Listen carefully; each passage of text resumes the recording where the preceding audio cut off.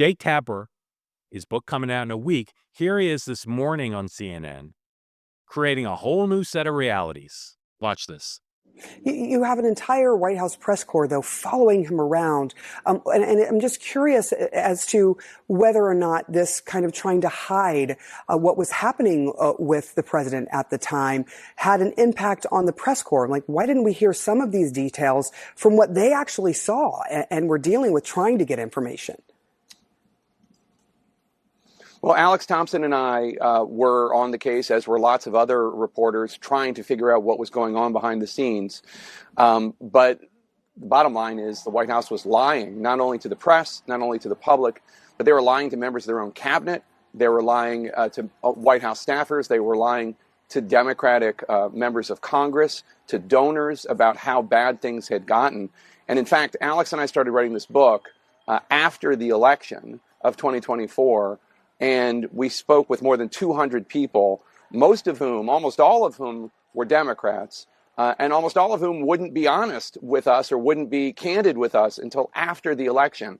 And then after the election, we found out all of these things that when you looked at what was going on with President Biden at the time, it probably doesn't surprise you the extent to which he was deteriorating. But now we have anecdotes and facts about what was really going on behind the scenes with details that Democrats wouldn't share with us until after Election Day. All right. Again, amazing.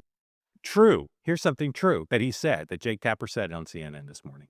True that there was a cover-up, that senior Biden officials worked very hard to cover up as much as they could his decline, including amongst other people in the government and in the campaign. That's true.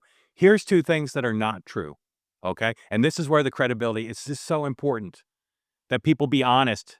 I shouldn't be the only one in the media being honest about this. It's bizarre, okay? One thing that's not true is that you needed, that the cover-up was so good that no one could see this, that we couldn't possibly have gotten to the bottom of this during the election. Again, it makes me mental. It was clear.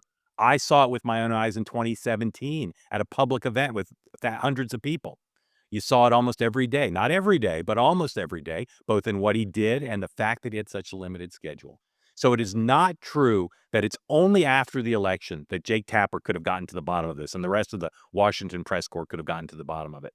The other thing that's not true is that the press is blameless, because they were more than just stymied in the telling of Jake Tapper. They were stymied from getting to the truth. No, they weren't. They were part of the conspiracy and the cover-up. They allowed themselves to believe the ridiculous spin on TV in public, and privately they allowed themselves to be browbeat. I know reporters, again, I said before, I don't know that Jake Tapper was browbeat by Biden folks, but I know reporters who were. They were told, you will lose access. The New York Post lost access because they covered the Hunter Biden story. Reporters who covered any story the Biden people didn't like were denied access. Does this sound familiar? A White House denying access to the press when they don't like what's written or said?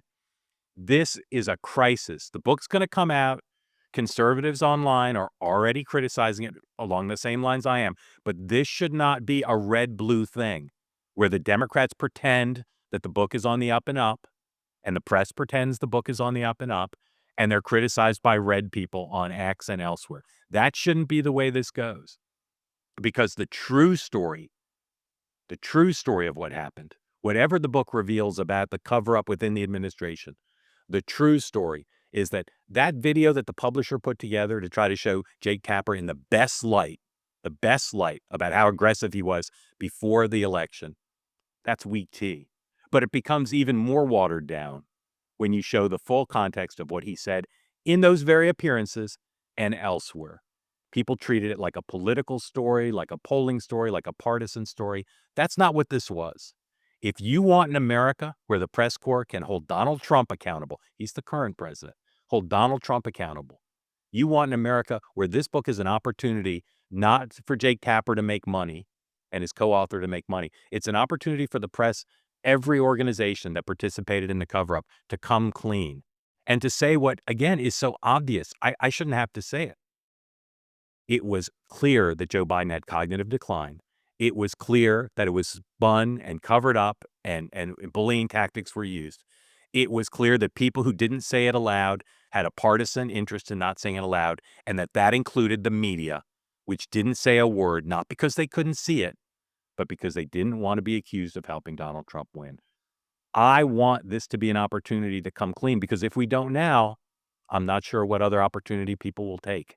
It's not that hard. Be honest. Say what happened. Say what we all saw in countless videos, in countless presidential appearances. Say it. Because if we do, then we can do our jobs correctly and cover the current president with aggressively and with the trust of the American people.